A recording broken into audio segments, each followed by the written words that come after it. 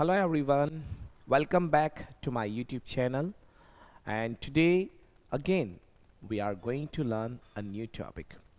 You know, in previous video we were learning the person with their relation. हम previous video में persons और उनके relations को we were learning. Today again we are going to learn something new जो आपकी language में काफ़ी useful होता है. आज मैं इस वीडियो को यहाँ से आगे लेकर चल रहा हूँ. पिछले वीडियो में हम लोगों ने दोनों पार्ट अंडरस्टैंड किए थे. वीडियो नंबर 32 में मैंने आप लोगों को रिलेशन यूज़ करते सिखाए थे. रिलेशन का एक केस और होता है. हम रिलेशन को दो वे में बता सकते, टू वेज में बता सकते. जैसे मेरी बात समझना, कभी कभी तो हम ऐसा बोलते हैं कि सर ये मेरी बुक है. अगर मुझे इंग्लिश में किसी को बोलना है तो मुझे इंग्लिश लैंग्वेज में ऐसा बोलना पड़ता है कि this is my book. My क्यों लगाया? क्योंकि इसका रिलेशन मुझसे, it means this book belongs to me. देखो, ये वीडियो नंबर 32 का पार्ट है. मतलब ये मैंने 32 वाले वीडियो में 32 नंबर वाली क्लास में पढ़ा दिया है, तो मैं इससे आगे बढ़ रहा हूं, ये नहीं पढ़ा रहा हूं. एक तरीका तो होता है कि सर ये मेरी बुक है तो मुझे इंग्लिश में बोलना है कि this is my book. But कभी कभी ऐसा होता है कि जब हम चीज़ों के साथ अपना रिलेशन शो करते हैं, पोजीशन बताते हैं, जब भी इंग्लिश लैंग्वेज में रिलेशन शो करते हैं तो दो तरीके से रिलेशन को शो कर सकते हैं. एक तरीका तो ये होता है जो आप लोगों ने बोर्ड पे देखा है, ये बताने का. आई किसी से रिलेशन बता रहा है तो माई से बताएगा. यू के लिए यूअर बनता है, ही के लिए हीज, शी के लिए हर, इट के लिए इट्स, वी के लिए आर और दे के लिए देयर बनता है. इन केसेस में हम क्या करते हैं, जिन चीज के साथ अपना रिलेशन जोड़ के बता रहे हैं उनका नाम हम यहाँ लगाते हैं, पीछे यहाँ पे उन चीज का नाम लगाते हैं जिनसे हम अपना रिलेशन जोड़. लेकिन कभी कभी हम शॉर्ट वे में, जैसे सपोज फॉर एग्जाम्पल किसी ने पूछा कि सर ये पेन किसका है, हुज पेन इज दिस. अब मुझे शॉर्ट में बोलना है कि सर ये मेरा है, ये मेरा है. ये क्या है? पेन. बट मैंने पेन नहीं बोलना है, मुझे खाली बोलना है कि मेरा है. अब मुझे अगर बोलना है कि ये मेरा है और आपने सीखा है कि सर मेरे को तो इंग्लिश लैंग्वेज में माय बोलते हैं, तो मैं ऐसा बोल दूं क्या, दिस इज माय? तो इस केस में ये रॉन्ग हो जाता है. हम दिस इज माय नहीं बोल सकते हैं खाली. अगर आपको रिलेशन बताने के लिए ये वर्ड लगाने हैं, my, your, his, her, its, our और देयर, तब इनके पीछे उस चीज का नाम लगाना जरूरी है जिनके बारे में हम बात कर रहे हैं. बट एक तरीका और है इंग्लिश लैंग्वेज में, जब रिलेशंस बताने की बात आती है पर्सन से, तो हम लोग क्या करते हैं, जब हम लोग किसी के साथ रिलेशन जोड़कर बताते हैं तो कभी कभी डायरेक्टली बताते, शॉर्ट में बोलते सर मेरा, आपका, उसका, उसका, उनका, हमारा. जब हमें शॉर्ट वे में बोलना है कि मेरा, तो फिर उस केस में माई नहीं लगाते. उस केस में एक तरीका होता है, ये यूज करते हैं. उस केस में हम माई की बजाय माइन बोलते हैं. अगर आपको शॉर्ट में किसी चीज के लिए बताना है कि सर ये मेरा है, तो उस केस में माई की बजाय माइन यूज किया जाता है. मीनिंग दोनों का सेम है बट थोड़ा सा अंतर है. इसको यूज कैसे करेंगे? जब आप माई लगाएंगे तो आपको पीछे चीजें का नाम लगाना, उस थिंग्स का नाम लगाना बहुत इंपॉर्टेंट है जिसके साथ आप अपना रिलेशन जोड़ रहे हैं. लेकिन जब शॉर्ट में बोलना है कि ये तो मेरा है, तो उस केस में हम माइन बोल सकते हैं. अब दोनों चीज में ध्यान रखना, माई कभी भी अकेला यूज नहीं होता है, मतलब दिस इज माई नहीं बनता है. लेकिन माइन जब यूज होगा तो ये अकेला यूज होगा. इसके बाद थिंग्स का नाम नहीं आएगा. माई के बाद थिंग्स का नाम आएगा, लेकिन माइन के बाद थिंग्स का नाम नहीं आएगा. ये एक शॉर्ट वे में बोलने का तरीका है कि सर ये तो मेरा है. अगर आप जब बोलते हो कि ये मेरा है, तब आप ऐसा बोलेंगे कि दिस इज माइन. इसमें यहाँ ये गलती मत करिएगा कि माइन भी बोल दिया और फिर आप ऐसा बोल दे कि दिस इज माइन बुक, तो फिर ये गलत है. This is wrong. This will be wrong कि अगर आपने माइन यूज किया और पीछे उस थिंग्स का नाम लगा दिया. नहीं, इस केस में ये अकेला चलेगा. तो जैसे ये कॉन्सेप्ट है रिलेशन बताने के लिए, एक तरीका और है. तो यहां हमें इस चीज का ध्यान रखना पड़ता है. तो मीनिंग दोनों का सेम है. माई का मतलब भी मेरा होता है और माइन का मतलब भी मेरा होता है. दोनों रिलेशन ही बताते हैं. पजेशन बोला जाता है इन लोगों को, इंग्लिश लैंग्वेज में पजेसिव प्रोनाउन बोला जाता है, पजेसिव प्रोनाउन यूज करते हैं। तो प्लीज समझना, माइन जब यूज करेंगे तो पीछे थिंग्स का नाम नहीं आएगा, उसमें खाली हम सेंटेंस को स्टॉप। तो इस केस में होता क्या एक्चुअली समझना, मेरी बात समझना। देखो दो तरीके से हम एक सेंटेंस को बोल सकते हैं। पहला सेंटेंस मैंने बोला कि ये मेरा पेन है, दिस इज माई पेन, समझना। दूसरा केस, इसको मैं एक तरीके से और बोल सकता हूं, और वो तरीका ये है कि सर ये पेन तो मेरा है। इस बात को मैं दो तरीके से बोल सकता हूं, अच्छे से देखिएगा। जब हम पहले तरीके को यूज करते हैं कि सर ये मेरी बुक है, तो मैं बोलूंगा दिस इज माई बुक। ये जो पैटर्न आप यूज करते हो ना माइन, इस केस में क्या होता है, इस केस में जो थिंग्स है जिसके साथ हम रिलेशन जोड़कर बता रहे हैं, उस थिंग्स को हम दिस के साथ ही पहले ही प्लेस कर देते हैं और फिर लास्ट में उस चीज का रिलेशन जोड़ते हैं। तो जो माइन वाला केस होता है, जिसको हम शॉर्ट में बोलते हैं ना कि this is mine, it is mine, उस केस में क्या होता है, थिंग्स का नाम पहले ही रह जाता है। मतलब आप ऐसे बोलते, एक तरीका तो क्या हुआ कि सर ये मेरी बुक है, दिस इज माई बुक। दूसरा तरीका है कि सर ये बुक तो मेरी है, दिस बुक इज माइन। तो ये जो माइन वाला केस होता है ना, उसमें थिंग्स का नाम पहले रहता है, इसलिए लास्ट में नहीं आता है।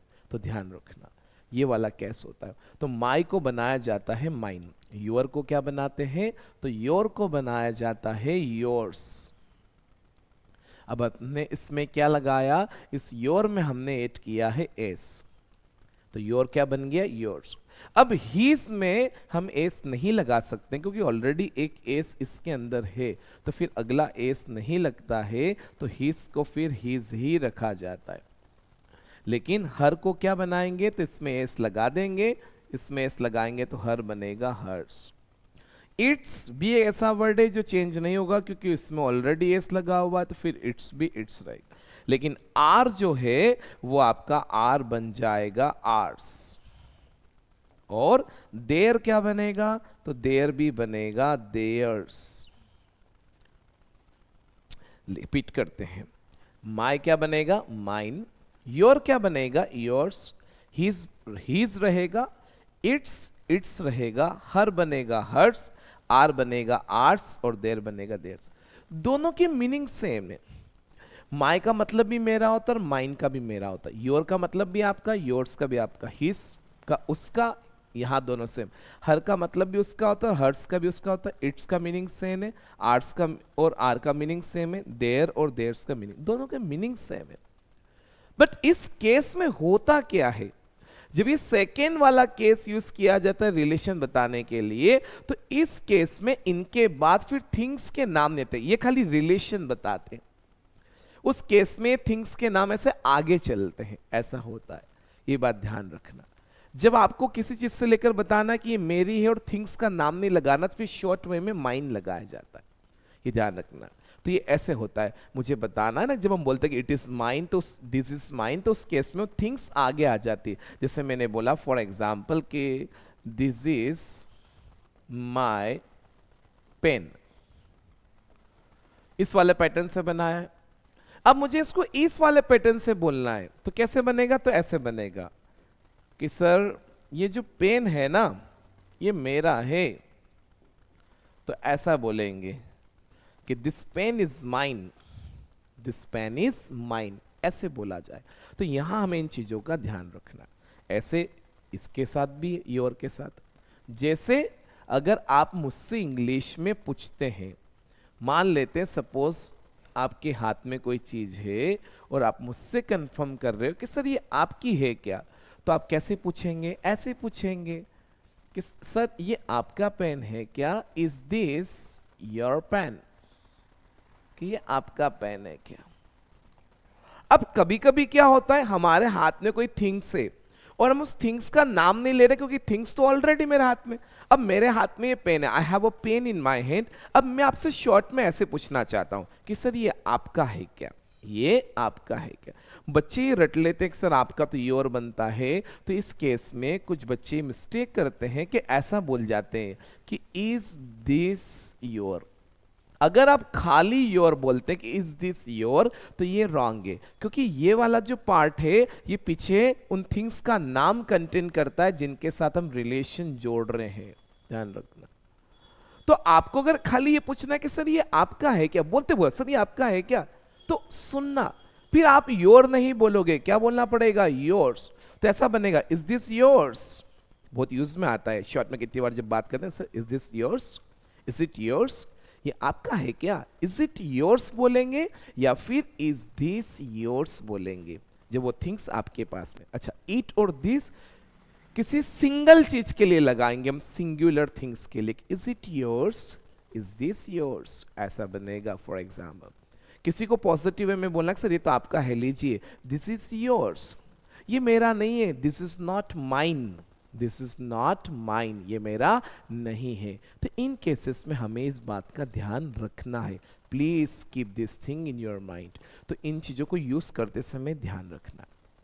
हाँ, इनमें दो केसेस है, एक तो पहला केस ये जहां ये दोनों सेम है, और दूसरा केस ये जहां ये सेम है, फॉर एग्जाम्पल। ओके, बाकी सभी में देखो क्या लगा है, योर क्या बना है, योर्स एस लगा के, हर क्या बना है, हर्स, आर बना है, आर्स, देयर बना है, देयर्स, माय, माइन बनता है। देखो इंग्लिश में आई जो होता है ना, वो अपने सा, अकेला आदमी अपने हिसाब से चलता है, अकेला आदमी हमेशा अपने हिसाब से चलता है, रियली। देखो आपने कभी नोटिस किया हो ना, तो इंग्लिश में जब आई अकेला आता है जब भी, तो आपने नोटिस किया हो ये हमेशा कैपिटल लेटर में आता है, हमेशा कैपिटल लेटर में आता। तो मेरे एक टीचर थे, अब तो नहीं, he is no more now, वो बहुत लीजेंड थे, मेरे शहर में रहते थे, मैं उनसे पढ़ा हूँ, इंग्लिश भी पढ़ा हूँ मैं। तो उनसे मैंने एक बार ऐसे पूछ लिया कि सर क्या रीज़न है इंग्लिश में आई के कैपिटल में आने का। तो इंग्लिश में ऐसा कहा गया है, फॉर एग्जाम्पल, कि कोई चीज़ दुनिया में अगर एक ही है और उसका जब हम नाम लिखते हैं तो हमेशा कैपिटल लेटर्स में लिखा जाता है, फॉर एग्जाम्पल। तो हम ऐसा सीखते हैं। आप एक और चीज़ देखना, आपको इंग्लिश में कभी कभी ऐसा मिलेगा, देखो इंग्लिश लैंग्वेज में आपको कभी कभी गॉड की दो स्पेलिंग मिल सकती, एक GOD होता है और एक GOD, कैपिटल और स्मॉल में भी आपको लिखा हुआ मिल सकता है। समझना ध्यान से, जब गॉड की स्पेलिंग आपको कहीं मिले और अगर वहां पे गॉड में G कैपिटल है, और जब गॉड की स्पेलिंग कहीं मिले और वहां पे गॉड का G स्मॉल है, तो दोनों में एक बेसिक सा डिफरेंस होता है। जब गॉड में G कैपिटल है तो इसका मतलब है ईश्वर, और पूरी पृथ्वी के लिए एक ही ईश्वर है, एक सुप्रीम। लेकिन जब G गॉड की स्पेलिंग में आपको स्मॉल मिले तो इसका मतलब है भगवान, और भगवान तो एक से ज्यादा है। इस GOD स्मॉल वाले G गॉड का प्लूरल बन सकता है, क्योंकि भगवान एक से ज्यादा है, लेकिन ईश्वर इस दुनिया के लिए एक ही है। तो ये जो G है, GOD कैपिटल G वाला, इसका कभी प्लूरल नहीं बनता है, क्योंकि ये एक ही है। लेकिन GOD में अगर G स्मॉल है तो इसका प्लूरल फॉर्म बन सकता है, क्योंकि भगवान एक से ज्यादा है, बहुत सारे भगवान है, राम है, कृष्ण है, हनुमान जी है, अलग अलग है। तो ये अलग अलग भगवान है, तो उस केस में ये वाला यूज किया जाता है, स्मॉल वाला। अब देखो इस गॉड में G एक क्यों कैपिटल क्यों रखा, क्योंकि ईश्वर तो एक ही है, इसलिए इसको कैपिटल रखा। तो पूरी दुनिया में आई अकेला ही होता, हम अपने आप को ही आई बोल सकते, इसके अलावा किसी को हम आई नहीं बोल सकते, तो ये भी एक हुआ। तो मेरे टीचर ऐसा बोलते थे कि आई मतलब खुद, एक सोल, एक आत्मा, और G मतलब गॉड, परमात्मा। तो मेरे सर मुझे इससे बताते थे कि अंकित, आत्मा का है ना परमात्मा से संबंध होता है, इसलिए आई को भी इंग्लिश लैंग्वेज में कैपिटल में रखा हुआ है, गॉड के साथ साथ, G के साथ साथ। तो मेरे टीचर मुझे ऐसे समझाते थे, वैसे जो मुझे समझाते थे वो तो इस दुनिया में ही नहीं है, ही इज नो मोर। तो पुराने लोग बहुत अच्छे ज्ञानी हुआ करते थे, आजकल का ज़माना तो बहुत अलग है। पुराने लोगों के पास इतने संसाधन नहीं थे, तो उन्होंने किताब से ज्ञान लिया, तो बहुत अच्छा सीखा, उसमें उनका एक पर्सनल एफर्ट्स रहा है। अब तो इस दुनिया में नॉलेज लेना बहुत ईजी है, चीज़ें बहुत इजीली अवेलेबल हो जाती है। तो अब ऐसे पूछेंगे कि सर ये आपका है क्या, इज दिस योर्स। तो इस केस में क्या होता है पता आपको, आपने पिछले केस में सीखा था जब माइन बताया था, उस चीज का नाम दिस के साथ चलता है। अगर आपको ये पूरा बोलना है कि सर ये पेन आपका है क्या, अगर आपको ऐसे बोलना तो ये ऐसे बनता है, इज दिस पेन योर्स। जब आप योर्स बोलते हैं ना, तो उस केस में जो पेन वर्ड है दिस के साथ चलता है। या फिर अगर आप ऐसे बोलते हैं तो ये सामने है कि इज दिस योर पेन। तो दो तरीके से बोलते हैं। अगर आपको ये पैटर्न शॉर्ट लगाना है तो इज इट योर्स या इज दिस योर्स। तो इस केस में जो पेन वर्ड है या जो थिंग्स का नाम है वो THIS के साथ चलता है। इस चीज का ध्यान रखना, ये छोटी छोटी चीजें जो हमें समझने की जरूरत है। अब हीज वाले केस की बात करें तो ये तो दोनों केस में सेम होता है। जैसे मुझे बोलना है कि सर ये इसकी कार है, तो कैसे बोलेंगे, दिस इज हिज कार। अब मुझे इसको इस पैटर्न से बोलना है कि सर ये कार तो उसकी है, तो बनेगा दिस कार इज हिज, ऐसा बन जाएगा, दिस कार इज हिज। कि सर देखो इसका क्या मतलब है, दिस इज हिज कार, इसका मतलब है कि सर ये है ना उसकी कार है। लेकिन इस केस में क्या हुआ कि सर ये कार तो उसकी है। तो जब हम थिंग्स का नाम पहले ले लेते हैं और थिंग्स का रिलेशन बाद में बताते, तो फिर ये वाला पैटर्न हम यूज करते हैं। तो इस वाले केस में ऐसा होता है। अब फीमेल के लिए बात करें कि सर ये तो उसकी कार है, तो कैसे बनेगा, दिस इज हर कार। लेकिन इस केस में बोलते हैं तो आपका यहां पे हर बनेगा हर्स, कि दिस कार इज हर्स। अब आपको थोड़ी सी पैटर्न बोलने की हैबिट होना चाहिए। This is mine, this is yours, this is his, this is hers, है ना, this is its, this is ours and this is theirs. This is mine का मतलब क्या हुआ, ये तो मेरा है। दिस इज योर्स का मतलब हुआ ये आपका है। दिस इज हिज का मतलब हुआ हम थर्ड पर्सन के बारे में बता रहे कि ये तो उसका है। दिस इज हर्स का मतलब हुआ थर्ड पर्सन फीमेल के बारे में बता रहे कि ये तो उसका है। दिस इज इट्स का मतलब हुआ कि कोई थिंग्स हमारे बारे में और बोल रहे कि ये तो उसकी है, फॉर एग्जाम्पल, तो बोलेंगे this is its. This is hours का मतलब हुआ ये हमारा है। और दिस इज देयर्स का मतलब हुआ कि जब वो मोर देन वन है और दे है, तो बनेगा दिस इज देयर्स। मैंने बोला कि ये मैटर उनका है, दिस मैटर इज देयर्स। हम एग्जाम्पल बनाते हैं, ओके। तो हर क्या बन जाएगा, हर्स बन जाएगा, तो बोलेंगे दिस इज हर्स। तो दिस इज हर्स में क्या हो रहा है बेटा, दिस इज हर्स में फॉर एग्जाम्पल हो रहा है कि उस थिंग्स का नाम हमने पहले ले लिया कि दिस कार इज हर्स। इस पैटर्न को, अगर इस पेन को मैं बना के बताऊं सभी से सारे फॉर्मेट में, देखिए मुझे बताना कि ये पेन मेरा है, दिस पेन इज माइन। ये पेन आपका है, दिस पेन इज योर्स। ये पेन किसी थर्ड पर्सन व्यक्ति और मेल का है, दिस पेन इज हिज। इससे बनाएंगे तो बनेगा दिस पेन इज हर्स। अब मुझे बताना यहाँ से, इस पेन में तो इट से नहीं बनेगा लेकिन आर से बनेगा। मैंने बोला ये पेन तो हमारा है, दिस पेन इज आर्स। और ये पेन उनका है, दिस पेन इज देयर्स। जैसे कुछ एग्जाम्पल लेते हैं, सपोज कोई दो लोग आए हैं, ट्रेन में चढ़े हैं, और जब वो चढ़े फॉर एग्जाम्पल, तो हो सकता है कि मैं किसी सीट पे बैठा हुआ हूँ और हो सकता है कि मैं उनकी सीट पे बैठ गया, उनके नंबर पे मैंने देखा नहीं हो। तो जैसे अंदर आया तो आने के बाद बोल रहे भैया ये तो हमारी है। ये क्या हमारी, ये सीट हमारी है।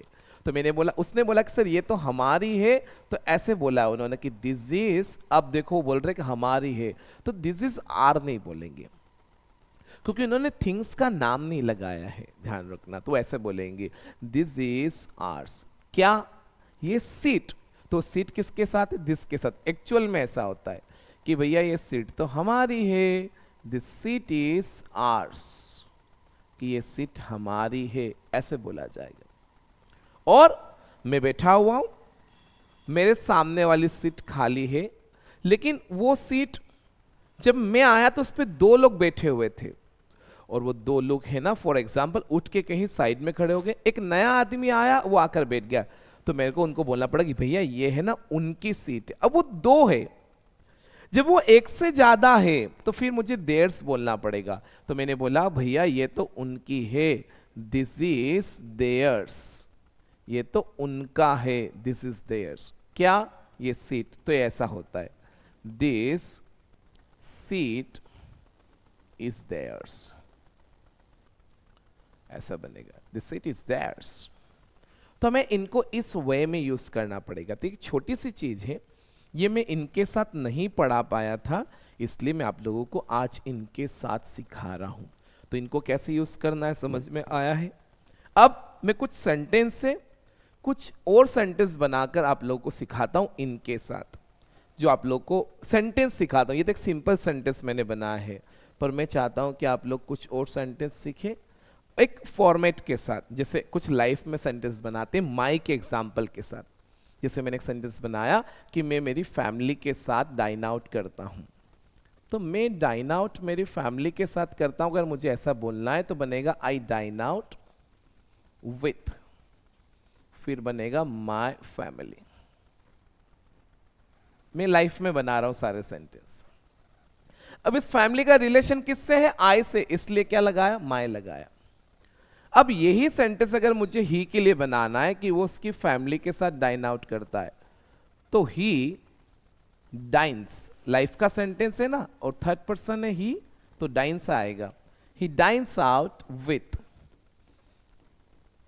अब फैमिली छोड़िए, मैंने बोला कि वो उसकी सिस्टर के साथ डाइन आउट करता है, तो वो उसकी सिस्टर के साथ डाइन आउट करता है, तो विथ हिज सिस्टर।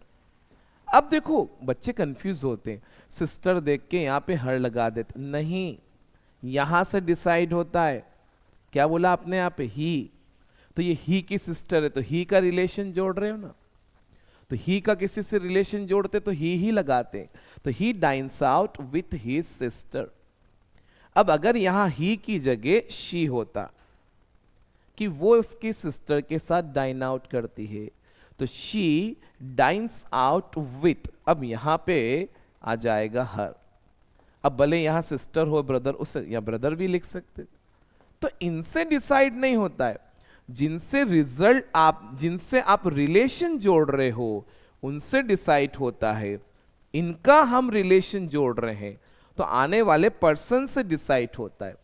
तो अगर आगे आई है तो माई आएगा, ही है तो हीज बताएंगे, शी है तो हर से बताएंगे। ये रिलेशन वाली बात कर रहा हूं क्योंकि यहां पीछे नाम है, तो ये वाला पैटर्न यूज करें।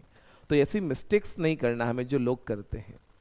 यहां अगर ही है, जैसे मैंने बोला कि वो उसके दोस्तों के साथ कॉलेज जाता है, he goes to college with his friends. मैंने बोला वो उसके दोस्तों के साथ कॉलेज जाती है, she goes to college with his friend. अब वो बोले फ्रेंड मेल हो फीमेल हो, उससे कोई फर्क नहीं पड़ता। तो इस चीज का हमें यहां हमेशा ध्यान रखना। अगर यू की बात करें तो यूर लगा देंगे। जैसे आपने बोला सर क्या आप आपकी फैमिली के साथ रेस्टोरेंट जाते हो, तो do you go to restaurant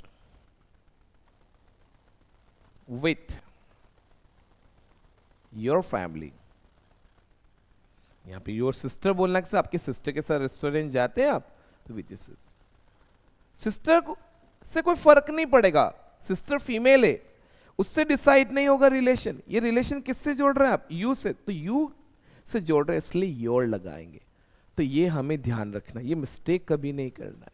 बच्चे मिस्टेक करते हैं।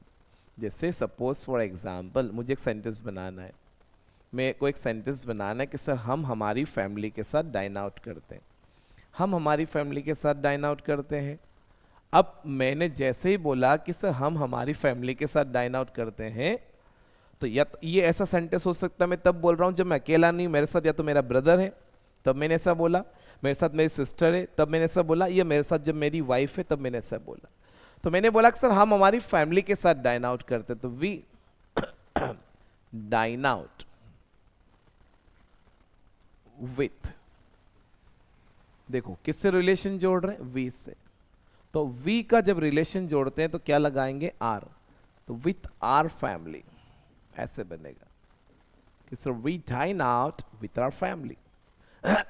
सर हम हमारी फैमिली के साथ है ना सिनेमा जाते हैं, we go to the cinema with our family. अब एक सेंटेंस दे के लिए बना के बताता हूं।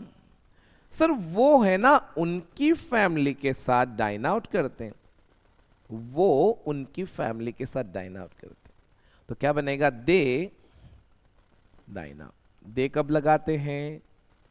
जब वो मोर देन वन है। अच्छा दे कौन होता है? तो मैंने वीडियो नंबर 31 में पूरा क्लियर किया है। कब बोलते हैं दे?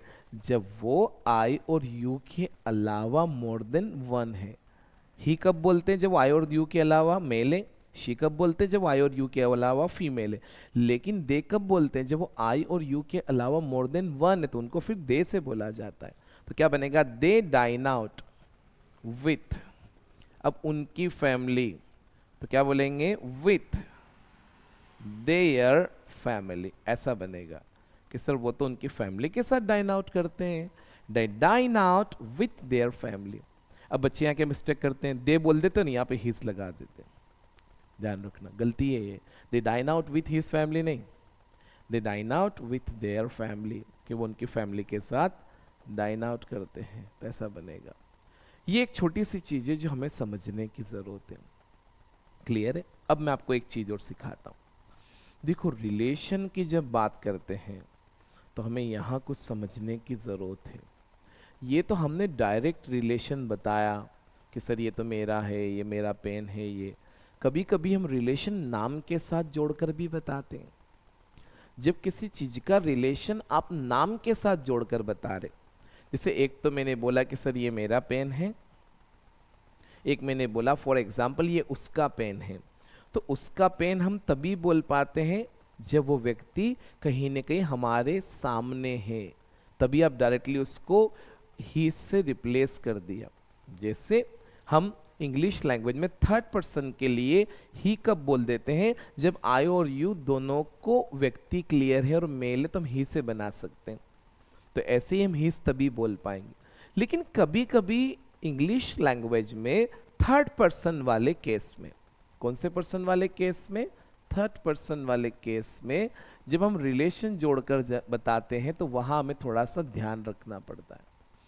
अगर हम रिलेशन नाम के साथ जोड़कर बता रहे, जैसे मुझे बोलना है कि ये मेरी कार है, तब मैं इजीली बोल दूंगा कि इट इज माय कार या दिस इज माय कार। ठीक है? अब ये तो मेरी खुद की कार है, तो बन गया दिस इज माय कार। अब मुझे बताना है कि सर ये मेरे पापा की कार है। जब मुझे ऐसा बोलना है कि सर ये मेरे पापा की कार है, अब मेरे पापा को इंग्लिश में मैं क्या बोलूंगा? कि माय फादर। और कार तो कार होती है। अगर मैं ऐसा बोलता हूं कि this is my father car, तो इस सेंटेंस को अगर मैं ऐसा बोलता हूं तो इट विल बी रॉन्ग, ये गलत हो जाएगा। This is my father car, ये सेंटेंस जब आप बोल रहे हैं तो यहां बोलने में अटपटा लगा, माय फादर कार, मेरे पापा ही कार है, ना ना ना, समझो। जब मैं ऐसा बोल रहा हूं कि सर ये मेरे पापा की कार है, मतलब इस केस में बता रहा हूं कि इस कार का रिलेशन मेरे पापा से है। इंग्लिश लैंग्वेज में जब किसी थर्ड पर्सन व्यक्ति का किसी थिंग्स के साथ आप रिलेशन जोड़कर बताते तो रिलेशन दिखना चाहिए ना, कहां दिख रहा है? मैंने बोला कि कार मेरे पापा की, यानी this car belongs to my father. तो समझना इंग्लिश में एक नई चीज आपको यहां सीखने को मिलेगी जो ऑलरेडी आपको आती है। जब इंग्लिश लैंग्वेज में थर्ड पर्सन वाला केस होता है, थर्ड पर्सन वाला, तो वहां हमें ध्यान रखना पड़ता है कि किसी थिंग्स का किसी व्यक्ति से अगर हम रिलेशन जोड़कर बता रहे नाम के साथ, तो उस केस में हमें क्या ध्यान रखना पड़ता है? जिस व्यक्ति से उस थिंग्स का रिलेशन जोड़ा जा रहा है उस व्यक्ति के साथ एपोस्ट्रोफी में हमें एस लगाना पड़ता है। रिलेशन जोड़ने के लिए उस व्यक्ति के नाम के साथ एपोस्ट्रोफी में एस लगाते हैं, तब वो सेंटेंस हमारा करेक्ट होता है कि सर ये तो मेरे पापा की कार है, तो मेरे पापा की कार बनेगी माय फादर्स कार। तो फादर्स में एस कौन सा है? एपोस्ट्रोफी वाला। इस केस में जो एस आप लगाते हैं ना रिलेशन बताने के लिए, इस केस का एक्चुअल मतलब, इस एस का एक्चुअल मतलब होता है ऑफ। ऑफ यूजुअली क्या बताता है? तो ऑफ यूजुअली बताता है बिलोंगिंग्स, रिलेशन, रिलेशन बताता है। तो ये ऐसा होता है एक्चुअल में कि मेरे पापा की कार यानी माय फादर्स कार। जैसे मुझे एक सेंटेंस बोलना है कि सर आज मेरे ब्रदर का बर्थडे है, देखो तो मेरा ब्रदर क्या बनेगा, माय ब्रदर। अब उसका क्या है, बर्थडे। अब अगर मैं ऐसा बोल देता हूं कि सर आज मेरे ब्रदर का बर्थडे है, it is my brother birthday, तो इसमें रिलेशन कहाँ दिखा है इस ब्रदर का, बर्थडे से दिखा ही नहीं relation. My brother birthday, brother he birthday नहीं, ब्रदर का क्या है, बर्थडे। मतलब इस बर्थडे का रिलेशन किससे है, ब्रदर से। तो यहाँ एपोस्ट्रॉफी में आपको क्या लगाना, एस। थर्ड पर्सन वाले केस में ध्यान रखना, किसका बर्थडे, ब्रदर का। तो ब्रदर का जिस चीज से रिलेशन जोड़कर बताते हैं उस केस में हमें एपोस्ट्रॉफी में एस लगाना है। यहाँ रिलेशन वाले केस में एक से ज्यादा नाम भी हो सकते हैं, देखना अभी कुछ एग्जांपल्स दूंगा। तो मेरे ब्रदर का बर्थडे तो क्या बनेगा, माय ब्रदर्स बर्थडे, ध्यान रखना। जैसे मुझे बोलना है कि मेरी सिस्टर की शादी, तो बनेगा माय सिस्टर्स, सिस्टर्स में एपोस्ट्रॉफी में एस आएगा, माय सिस्टर्स मैरिज। मुझे बोलना है फॉर एग्जाम्पल कि मेरे ब्रदर का लैपटॉप, तो ऐसा बनेगा my brothers laptop, my brothers laptop. ये चीज ध्यान रखना। ये छोटी छोटी चीजें जो हमें समझने की जरूरत है इंग्लिश लैंग्वेज में। जब भी मुझे अगर ऐसा बताना है कि सर ये तो मेरे पापा का लैपटॉप है, तो मेरे पापा का मतलब माय फादर्स, तो फादर में एस लगाना पड़ेगा और लैपटॉप, ठीक है। अब यहां एक चीज और समझना, कभी कभी रिलेशंस की जब बात आती है ना, तो कभी कभी ऐसा होता है कि दो दो रिलेशंस एक साथ आ जाते हैं। जैसे एक सेंटेंस सुनना, मैंने बोला कि सर आज मेरे दोस्त का birthday, it is my friends birthday. अगर ऐसा बोला तो ऐसे बोलेंगे, it is my friends birthday, थोड़ा छोटा लिखा।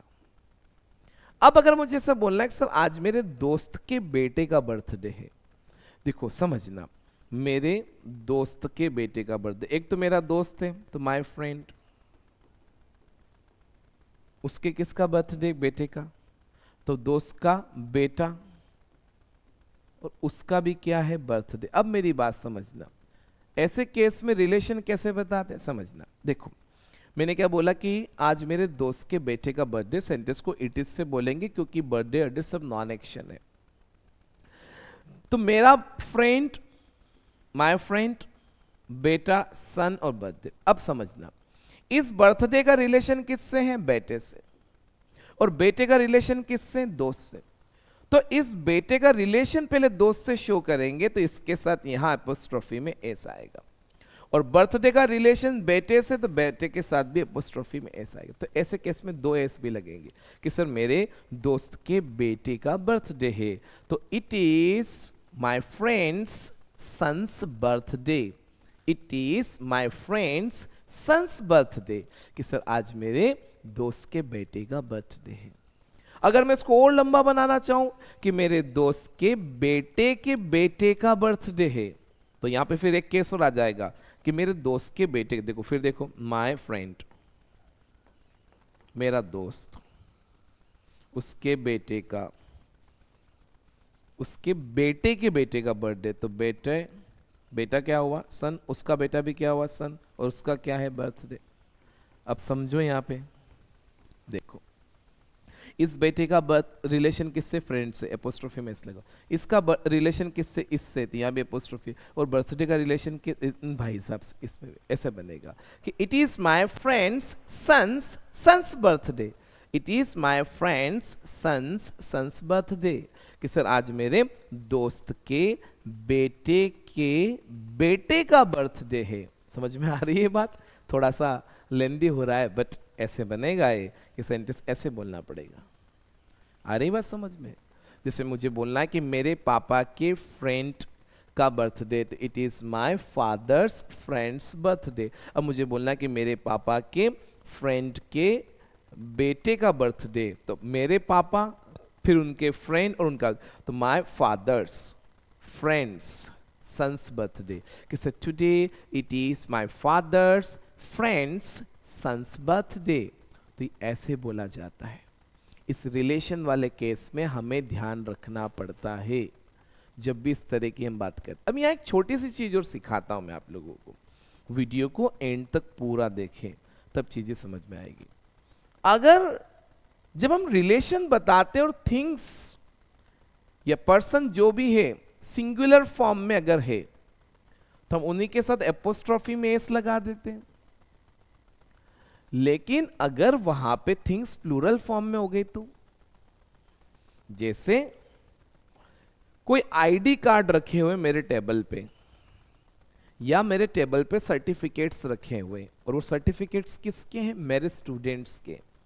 देखो अगर मेरा कोई एक स्टूडेंट है तो मैं बोलूंगा माय स्टूडेंट, लेकिन वो किसी एक स्टूडेंट के नहीं है, वो बहुत सारे स्टूडेंट के हैं, तो उन्हें मैं स्टूडेंट नहीं बोलूंगा, मैं उन्हें क्या बोलूंगा? स्टूडेंट्स। क्या बोलूंगा? स्टूडेंट। जब प्लूरल फॉर्म में यहां पे नाम है और रिलेशन जब बताना है, देखो जब सिंगुलर फॉर्म में है तो स्टूडेंट में एस लगाकर सर्टिफिकेट बोल देंगे, लेकिन वो एक से ज्यादा सर्टिफिकेट है और वो मैं स्टूडेंट किसी एक स्टूडेंट के नहीं, जितने मेरे स्टूडेंट है सबके हैं, तो जहां आपका सब्जेक्ट नहीं बोल रहा हूं, रिलेशन जब जोड़ रहे हैं और वहां पे अगर फॉर एग्जांपल रिलेशन बताते समय वर्ड प्लूरल फॉर्म में अगर है तो उस केस में रिलेशन में एपोस्ट्रोफी में एस कैसे लगाते हैं? तो फिर क्या होता है, सुनो ध्यान से, उस केस में एपोस्ट्रोफी में एस नहीं लगाते, ओनली एपोस्ट्रोफी लगाते।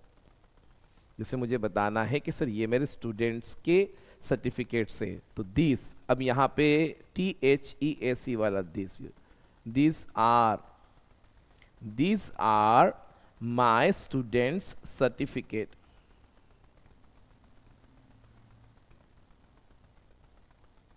ठीक है, कि सर ये मेरे स्टूडेंट्स के सर्टिफिकेट्स हैं, this are my students' certificates, ध्यान रखना। सर ये मेरे टीचर्स के आईडी कार्ड से, मतलब हो सकता है मेरे यहाँ पे बहुत सारे टीचर्स हैं, तो मैंने बोला this are my teachers' ID cards. अरे बात समझ में? सर ये तो मेरे स्टूडेंट्स के बैग से, हो सकता है 5-10 बैग एक साथ रखे हुए, तो किसी में सर ये बैग्स किसके हैं? Whose bags are this, last video में सिखाया था मैंने कि सर ये बैग्स किसके हैं? हुज बैग्स आर दिस, तो मैंने बोला ये तो मेरे स्टूडेंट्स के बैग है, this are my students' bags. तो जब आप रिलेशन जोड़ रहे और अगर यहां पे नाम प्लूरल फॉर्मेट में है, ओके, तो उस केस में फिर अब ऐसा नहीं करते हैं कि एक एस तो लगा दिया और फिर एपोस्ट्रोफी लगा के एक और एस लगा रहे, नहीं करते हैं, ऐसा नहीं करते हैं। उस केस में ओनली केवल एपोस्ट्रोफी लगाते हैं कि this are my students' certificates, this are my students' bags. तो यहां आज हमने एक चीज और सीखी है रिलेशन बताने की, टोटल 3 चीज हो गई है। ओके, पर्सन यानी सब्जेक्ट, रिलेटिव प्रोनाउन हो गया, पॉजेसिव प्रोनाउन हो गया। अब 2 और चीजें हैं जो हम अगले वीडियो में सीखेंगे। एक तो आप लोग सीखेंगे ऑब्जेक्ट्स बताते, ये सब्जेक्ट है, ऐसे ऑब्जेक्ट्स भी होते हैं, और एक और केस आप सीखेंगे यहाँ पे रिफ्लेक्सिव प्रोनाउन, तो वो अगले वीडियो में हम सीखेंगे। अगले वीडियो में इस टॉपिक को हम कवर करेंगे। आज के लिए इतना ही। इस वीडियो में अगर कोई कंफ्यूजन है तो नीचे कमेंट बॉक्स में कमेंट ज़रूर करें, कोई डाउट है तो भी करिए।